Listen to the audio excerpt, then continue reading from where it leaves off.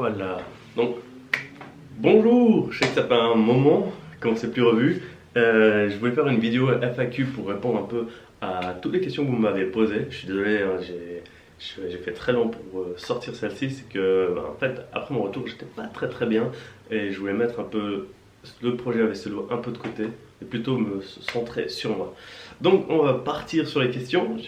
Je les ai toutes notées sur mon téléphone. Donc, la première question, c'est quand est-ce que tu reprends le voyage?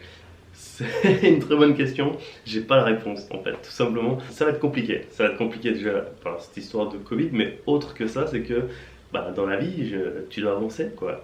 Là, comme je suis en reconversion professionnelle, je me lance en tant que courtier en immobilier. Ça va être compliqué de prendre 2 mois pour pouvoir faire Corée-Japon. Donc, honnêtement, je sais pas. Mais ce qui est sûr, c'est qu'un jour, je serai au Japon en vélo. Pas trop dur le retour à la vie normale. Clairement que si. On m'avait dit, hein, quand tu vas revenir, ça va être très compliqué le retour. Mais j'aurais jamais pensé à ce point. Ouais. Outre le fait du Covid, hein, mais quand tu as vécu 8 mois quasiment tout seul, en fait on dit qu'il faut 6 mois pour avoir le mal du pays quand tu reviens. Et moi j'ai dépassé ces 6 mois et c'était une horreur. Franchement c'était quelque chose d'indescriptible. En plus avec c'est inachevé, ça fait que rendre la chose plus compliquée. C'était juste trop dur le retour. J'étais à la limite franchement de la dépression. Je vous l'ai pas dit, mais en fait je suis reparti. J'ai pas montré, un jour je ferai aussi cette vidéo. J'ai pris mon vélo et j'ai fait le tour de la Suisse après ma période de quarantaine. Quand je suis retourné, parce que j'étais en boule de ma chambre en train de pleurer. Et j'avais vraiment besoin de reprendre la route et repartir. Au cas où ce tour-là, je l'avais fait avec un défi qui était de faire le tour de la Suisse, enfin tous les cantons, avec un budget de 100 francs. Voilà, je vous ferai une vidéo quand j'aurai redonné le courage d'en faire pour vous montrer la Suisse en drone. Quel pays t'as préféré? Alors, franchement, c'est une question que j'aime pas. Je trouve que c'est pas une bonne question parce que en fait, t'aimes tous les pays. Et ce qui fait que tous les pays sont beaux, tous les pays, tu as des trucs à découvrir. Mais ce qui fait qu'un pays tu préfères, c'est les habitants. C'est les gens que tu vas rencontrer dans le pays. Les moments forts, les rencontres fortes. Et moi, j'en ai eu dans chaque pays de ces moments forts, de ces belles rencontres. Où j'ai eu les trucs les plus extraordinaires, c'était quand même en Malaisie. Pays où j'attendais rien du tout aussi. Donc peut-être ça facilite émotionnellement de prendre la chose quand tu t'attends rien. C'est comme quand tu vas voir un film au ciné et tout le monde te dit qu'il est nul, mais que toi tu l'aimes bien, t'es content parce que tu t'attendais à quelque chose de nul. Et moi je m'attendais à rien en Malaisie et j'ai adoré le pays. Quel pays t'as détesté? Et ça aussi c'est une question que j'aime pas trop, mais c'est vrai que tu peux pas aimer aussi tous les pays au même niveau. Et pour ma part, la Birmanie, le début de la Birmanie, le sud, hein, tout ce qui était la jungle, j'ai détesté. Mais pas parce que c'était la Birmanie, c'est parce que c'était la jungle et où j'étais seul et où j'avais peur. C'est pour ça que la Birmanie, tandis qu'après, une fois que j'étais dans le milieu en mode touriste, j'ai adoré la Birmanie. C'était un des pays les plus beaux d'ailleurs. Voilà, donc un petit paradoxe dans ce pays. Et autrement, il y en a quand même deux dans les pays des Balkans que j'ai moins apprécié. Pour une raison un peu particulière, c'est qu'on m'a parlé que d'argent. On me posait des questions, ça coûte combien, ça coûte combien, ça coûte combien. Et en fait, on s'intéressait pas à moi, on s'intéressait à la valeur des choses. Et ça, c'était... ouais, j'ai pas trop apprécié. J'aimerais quand même rajouter que le voyage, moi j'ai eu énormément de chance durant tout mon voyage parce que tout s'est bien passé. J'ai rencontré que des gens incroyables. Mais la vie, c'est assez particulier parce que tu vois, t'empruntes une autre route que celle que tu as prévue, tu tombes sur d'autres personnes. Et peut-être que je suis pas tombé sur ces bonnes personnes dans ces pays, surtout que je suis pas resté longtemps. Voilà. Donc, comme j'ai dit avant, hein, c'est les gens qui font qu'un pays est incroyable ou moins. Et moi, dans ces pays du Balkan, deux pays du Balkan, ça s'est moins bien passé. Est-ce que tu t'es senti seul? Honnêtement, oui et non. Parce que c'était une solitude recherchée, donc quand j'ai voulu la solitude, t'es pas seul en fait, ou t'as pas l'impression d'être seul. Et, et tous les jours en fait, je rencontrais énormément de monde qui s'arrêtait, qui me parlait, qui me posait des questions. Certes, c'est des questions souvent répétitives, c'est des rencontres éphémères, mais durant ces quelques mois que je suis parti durant ce tour, Je pense que j'ai jamais rencontré autant de monde dans ma vie. Est-ce que ta famille t'a manqué? Alors oui, bien sûr, elle m'a manqué, mais je pensais honnêtement que j'allais ressentir un plus grand manque de la famille. Ce qui est... En fait, c'est parce que tu es tout le temps dans la découverte, tu es tout le temps en train d'avancer et tout. Je pense que j'ai pas pris le temps de faire des rétrospectives sur moi, sur ma vie, sur les choses qui me manquaient. Donc j'ai envie de répondre non, en fait. Ma famille ne m'a pas tant manqué que ça. Je pensais vraiment qu'elle allait me manquer beaucoup plus. Après, c'était cool parce que durant le voyage, j'étais en Turquie, j'étais auprès de ma famille. Il y a mon frère qui est venu me rejoindre aussi pour mon anniversaire. Donc, c'est des choses, je pense, qui ont fait des coupures et qui m'ont restauré l'énergie familiale. Est-ce que tu as fait exprès d'être qu'avec des filles? Cette question me fait vachement rire parce qu'elle est vraie en fait. J'ai pas fait exprès d'être qu'avec des filles, mais en Asie, il y a un phénomène assez particulier, c'est que je pense que 80% des touristes là-bas, c'est des femmes. En fait, c'est juste proportionnel. Et après, avec ceux qui parlaient francophone, ceux avec qui j'ai réussi à rentrer en contact plus facilement, c'était des femmes. Et c'est un truc qui m'a fait chier. Parce qu'une vraie conversation entre hommes où tu oses plus te lâcher de parler de trucs de mecs, ça c'est des trucs qui m'ont vachement manqué. Et je dis clairement, j'aurais voulu passer plus de soirées avec des mecs. Ouais, vraiment, je sais que j'en ai eu 2 ou 3 seulement en Asie. C'est très très peu. C'est très très peu. Mais c'est vrai que la majorité du temps, en Asie, c'est des femmes. Est-ce que tu as eu des soucis? Non. J'ai eu un voyage, mais vraiment très très chanceux. Déjà, que ce soit au niveau du matériel, la seule truc qui a pété, c'est le rétro quand le vélo il est tombé. Zéro souci, je vais dire, au niveau du vélo. Tu fais 7000 km, même pas tu perces une fois. Ce qui est drôle, c'est que quand je suis rentré, j'ai prêté mon vélo pour qu'une personne fasse un voyage à vélo. 300 km, elle a crevé. En Suisse. Alors, la route, elle est trop bien ici. Non, mais vraiment, j'ai été béni de incroyablement. Et il y a eu 3 fois où les gens ont été un tout petit peu virulents vis-à-vis de moi. C'était une fois en Croatie, parce que enfin je l'ai pas dit, mais sur la côte croate, c'est un endroit où les motards ils se lâchent comme pas possible. La route elle est magnifique, mais les gens ils roulent mais, à 250 en moto sur les rues, sur les routes, c'est fou. Et même quand les motards passent en ville, mais ils font du bruit et les gens ils pètent les plombs. En fin de saison, en Croatie, les gens sont saoulés des touristes. Et moi j'avais essayé de dormir un moment à un endroit. Il y a quelqu'un qui m'a dit ouais, casse-toi de là, c'est mon terrain, je veux pas. Alors que j'ai dit ouais, juste pour la nuit, je nettoie, je fais pas de déchets, rien. Il a voulu que je me tienne. Ça c'était la première. La deuxième c'était une fois en Turquie, j'ai fait tomber un mouchoir, je le récupère. T'as un gars qui vient fait ouais, nettoie le sol que tu salis. Je dis, mais mec, moi j'ai repris mon mouchoir. En fait, il y en avait un autre qui bougeait. J'ai fait, pas de souci, je le prends, je vais aussi le jeter. Donc je vais jeter le mouchoir. Et je lui dis, t'as pas besoin d'être aussi agressif que ça. En plus, il était avec sa fille qui devait avoir 4 5 ans. Et il commence à hausser le ton, il fait, ouais, t'es qui toi, tu parles pas comme ça, tout ça. Et voilà, le ton il est un peu monté. Et j'ai menti pour calmer le jeu. Je lui ai fait, mec, moi j'ai fait le tour de la planète à vélo. Je me suis battu contre des loups, contre des ours. J'ai pas peur de toi. Ça l'a calmé. Ça l'a calmé. Ça, moi aussi, ça m'a fait rire un petit peu. Je me suis dit, est-ce que le bluff va passer? Ça a passé. Et voilà, c'est fini comme ça. Après, j'ai pris mon vélo et je me suis tiré. Mais voilà, ça c'était la plus grosse embrouille. J'ai eu une autre embrouille en Turquie, c'était un cas quand je devais prendre le bus. J'étais en train de filmer pour vous montrer c'est quoi des gares routières en Turquie. Je me suis fait entourer par 10-15 personnes.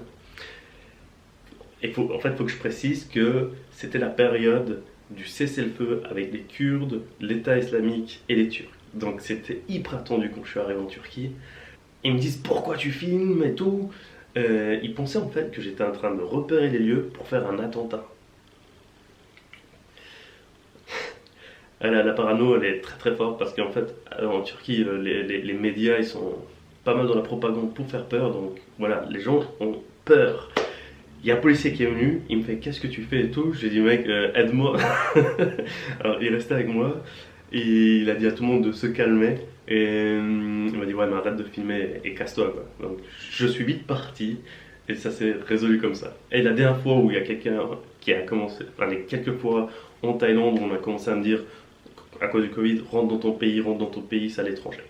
Voilà, ça c'était un des facteurs qui m'a fait ne continuer plus le voyage parce que ça ne valait plus la peine.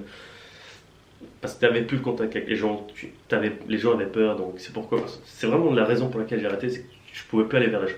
Après, il y avait aussi question finance, de faire tout le temps une quarantaine dans chaque pays. Moi, j'avais pas le budget pour. Vraiment, j'avais pas le budget pour. Déjà, j'avais pas le budget pour finir totalement en fait. Je faisais des économies chaque jour, j'essayais d'économiser 1 ou 2 francs pour pouvoir le prolonger quoi. Ouais, c'était c'était chaud. Ouais. D'ailleurs, si vous remarquez dans mes vidéos en Europe, en fait, toute l'Europe, j'ai tout plein de boutons sur le visage.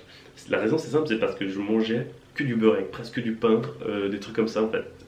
Des trucs peu chers, mais vraiment pas très très bons pour la santé. Et du coup, j'avais fait une poussée d'acné, comme un adolescent, quoi. Est-ce que t'as eu peur? Franchement, j'ai eu peur en Slovénie. On m'avait parlé des ours, donc je savais pas comment réagir si je voyais un ours. Là, j'ai eu peur en Slovénie. J'ai eu peur les premières fois où j'ai fait du bivouac, parce que en fait, je sais pas, il me semble que j'avais dit, mais moi j'avais jamais bivouaqué avant de partir. Jamais. J'avais déjà dormi dehors ou dans des voitures, des trucs comme ça, mais jamais seul. Donc les premières fois j'ai eu peur. Ouais. Après j'ai eu peur en Birmanie. Ça vous le savez, la Birmanie, je flippais hardcore.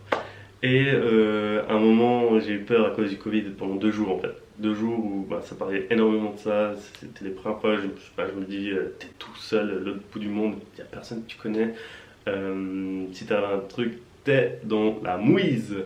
Ouais, là c'est les fois où j'ai peur. Mais autrement, non. Où est-ce que tu as le mieux mangé sans hésitation? La Turquie. En fait, il y a beaucoup de gens qui ne le savent pas, mais la Turquie, elle est classée troisième meilleure gastronomie du monde, ou elle y était en tout cas. On fait de la nourriture, mais juste incroyable. Vraiment incroyable. En Turquie, on mange vachement bien et pour pas cher. Si vous allez en Turquie, essayez d'aller dans les lokantas et pas dans les restaurants en fait touristiques quoi.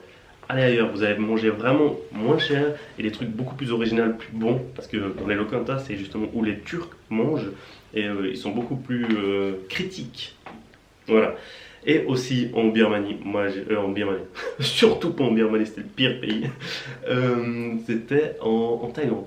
En Thaïlande, c'est réputé pour être extrêmement bon de la nourriture, et c'est vrai quoi. Les pad thaï. Ici en fait, c'est simple. Depuis mon retour, je peux plus manger thaï. Je peux plus manger thaï pour 2 raisons. Déjà pour le prix. Franchement, quand je mangeais pour 1,20 € mon pad thaï, le payer 20 balles maintenant, ça me fait tellement chier. Et de deux, le goût, mais c'est incroyable, tellement différent. Donc voilà, je mange plus de thaï en Suisse. Est-ce que tu as pécho?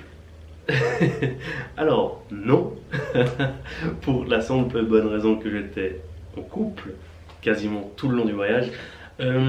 Mais j'ai 2 anecdotes à raconter au niveau de ça. C'était dans les Balkans, j'ai dormi dans un pays chez quelqu'un, chez un Mac, et je ne le savais pas en fait. Cette autre histoire, je l'ai jamais racontée. Mais je suis arrivé, le gars il m'a hébergé chez lui, on a mangé et tout, et il me fait, est-ce que tu veux une péripétitienne? Je te l'offre. J'ai fait, non merci. Donc on passe la soirée ensemble et tout, on discute, je vais me coucher. Il vient et me fait, t'es sûr, tu veux pas une péripétitienne? Je lui fais, non, c'est gentil, merci. Ok. Je dors, je me réveille, petit déjeuner, il me fait, t'en veux une ou pas? Je la cherchais. Il me montre des photos, je fais, non, vraiment, c'est gentil. Il m'a fait tellement rire ce mec. Autrement, en Malaisie, il m'est arrivé un truc, c'était incroyable. C'était 2 h du matin. C'était le jour de la finale du Real Madrid contre l'Atlético Madrid. Alors, c'était 2 h du matin en Malaisie. Et je me lève, je prends mon ordinateur, je vais dans la salle commune à l'étage. Et là, t'as une fille qui est en string et en marcel, juste ça. Elle débarque pendant que je suis en train de regarder le match et tu vois l'attitude de la fille, elle voulait passer la nuit avec quelqu'un. Je pense, peu importe qui c'était, tu vois. Moi, je suis comme ça, devant mon ordinateur, et je fais concentre-toi sur le match. Reste fidèle. C'est pas le con. C'était très dur parce que elle se promenait, elle montait du coup son Marcel, elle se penchait et j'étais extrêmement fier de moi de ne pas avoir craqué. Et c'était très dur, surtout que dans un voyage, t'es seul très longtemps, donc t'as faim, t'as très très faim, mais j'ai réussi à tenir, voilà. Qu'est-ce que tu aurais fait différemment? Honnêtement, bah, si j'avais su, je serais parti 6 mois avant pour pouvoir finir mon voyage, le projet. Mais autrement, la seule chose que je pense que j'aurais changé, ça aurait été la caméra. J'aurais pas pris ma caméra, j'aurais pris un nouveau iPhone, franchement un nouveau iPhone parce que je suis à l'aise avec iPhone, et un stabilisateur, et je serais parti avec ça. Parce que les qualités, même si c'est un bon appareil photo, la qualité des nouveaux appareils photo qui font tous les réglages tout seuls, c'est bien mieux que le Canon G7X que j'ai. Et comme ça, j'aurais pu faire des vidéos de meilleure qualité. J'aurais changé un petit peu mes partenariats en les poussant un peu plus à partager les vidéos de sensibilisation, je pense. Parce que la sensi, ça n'a pas du tout marché. Et c'est dommage parce que j'ai passé tellement de jours, de semaines à préparer ça. Du coup, j'étais un peu déçu au niveau de la répercussion, de la sensibilisation. Ah, et une chose que j'ai fait faux aussi, c'est que j'ai très mal fait la manière de comment j'ai présenté mes vidéos. J'ai eu trop de retard, il y a eu un décalage entre Instagram et YouTube. Je sais qu'à un moment, quand les gens ils ont su que j'étais de retour, j'ai perdu, ça a duré trop long. Mais bon, c'est aussi une expérience pour moi. Ouais, c'est une sorte de... C'est un souvenir pour moi, donc je voulais pas couper les choses et je voulais pas faire des vidéos trop longues aussi. Et la raison pour laquelle en fait j'avais décidé de différer mes publications, c'est parce que il faut pas que tu montres où tu es en live. En fait, il faut tout le temps un décalage pour pas avoir de soucis, pour pas qu'on te suive. Parce que moi j'avais 12 000 francs de matériel avec moi, c'était très facile à braquer, même si j'étais assuré. Tu t'évites des ennuis en différent. Mais moi j'ai eu beaucoup trop de décalage. Est-ce que tes proches ont bien vécu ton absence? Ça va, je crois bien que oui. Mon père il m'a fait vachement rire. En fait, j'avais un GPS en permanence sur moi. En permanence, j'avais un GPS sur moi. Il savait où j'étais. Du coup, c'était le hobby à mon papa. C'était de regarder où j'étais en permanence. Tout le temps, il regardait où j'étais. Et il me fait, chaque fois que je restais 2 jours pour me reposer ou faire des montages, il m'appelait, il me disait pourquoi t'avances pas? Vas-y maintenant, faut que tu y ailles. Il me faisait trop rire mon père. Et j'ai eu vraiment un moment, j'ai fait extrêmement peur à ma famille. Franchement, je me suis senti hyper con après la situation. En fait, je vous explique. Il y a ma copine qui devait me rejoindre à Istanbul. Du coup, j'ai demandé de me prendre des affaires, pour pas être qu'un truc de sport et que quand on est à Istanbul, je puisse porter une chemise, un pantalon, voilà, être bien. Et je lui ai dit, écoute, je te fais la liste, je t'écris ce soir, là je vais rejoindre un camp de gitans. J'aurais jamais dû dire cette fin de phrase, rejoindre un camp de gitans. Ne dites jamais ça à votre famille. Ce qui s'est passé en fait, c'est que on m'avait parlé d'un camp en Grèce, il fallait absolument que j'y aille. Donc je suis allé. Et il faut savoir qu'en Grèce, il y a beaucoup de chiens errants. C'est vraiment le pays où il y a eu le plus de chiens errants, où je me suis fait le plus courser. Chaque heure, je me faisais courser. Le truc, c'est que il y a eu la crise économique. Du coup, ils ont jeté les chiens parce qu'ils n'avaient plus assez d'argent pour les nourrir. Et ils se sont multipliés de ouf. Là, quand j'avais regardé, ils sont entre 600 000 et 1 million de chiens errants en Grèce. C'est incroyable. Du coup, la nuit, j'ai peur, je roulais pas. En Grèce, vraiment, je roulais pas du tout, j'avais trop peur. Ah, je pouvais rajouter ça pour les peurs. Donc j'arrive dans ce camp de gitans. En fait, c'est pas un camp de gitans, c'est un camp de personnes qui vivaient de manière alternative. Ils squattaient un océan thermal. Au milieu des montagnes, pas de réseau, rien. Je me fais accueillir par eux, ouais, bien, viens, on me donne une chambre et tout. Je passe une journée de malade mental, ma meilleure journée en Europe. Déjà, moi je suis friand de bains. J'adore prendre des bains. Et c'était la première fois qu'il y avait des sources d'eau chaude. J'ai passé 2 heures là-bas. Après, je me suis fait bien accueillir. On a passé du temps, on a fait un feu, on a joué de la guitare et tout. Le temps, il a passé hyper vite. Je regarde mon téléphone. Il était genre 21h, nuit. Et je me suis dit, ah, pas de réseau, j'espère qu'il s'inquiète pas. Je me dis, ben c'est pas grave, je lui écrirai demain matin. En fait, j'allais pas retourner sur la route avec des chiens errants en fait, pour retrouver du réseau. Je devais rouler 5-6 km pour sortir de cette vallée. Donc je me suis dit, bah, je les écris demain matin. Je me réveille, je prépare mes affaires, et normalement, la personne n'a de réseau. Mais tous ceux qui sont là, on était une cinquantaine, personne n'a de réseau. Je reçois un appel. Mon frère qui me fait, est-ce que tu vas bien? Je fais, oui. Est-ce qu'on peut descendre de l'avion? Je comprends pas en fait sur le coup, je fais oui. Il raccroche. Enfin, ça coupe. Non, ça coupe. Je panique. Je me suis dit, il s'est passé un truc à ma grand-mère en fait. Alors je dis ciao et je trace. Je sprint sur le vélo comme ça. J'arrive, je vois le réseau apparaître. Je regarde, je reçois 129 messages en absence.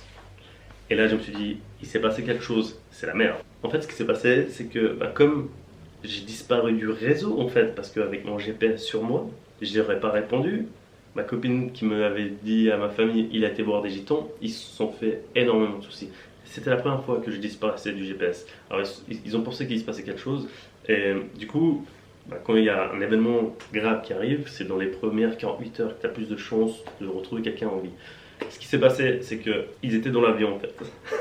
Ma famille était dans l'avion, ma mère et mon frère étaient dans l'avion, prêts à décoller.